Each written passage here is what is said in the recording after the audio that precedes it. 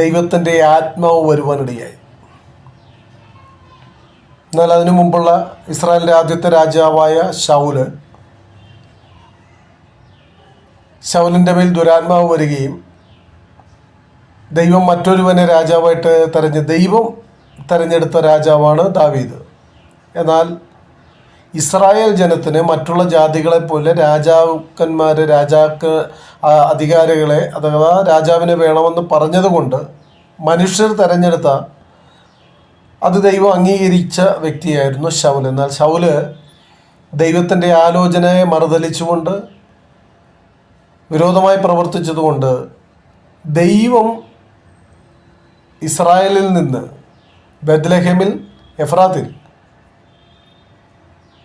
ഇശായിയുടെ പുത്രന്മാരിൽ 8 മക്കളിൽ ഒരുവനായ ദാവീദിനെ ദൈവം തെരഞ്ഞെടുത്തു ഇസ്രായേലിൻ്റെ രാജാവായിട്ട്. അങ്ങനെയാണ്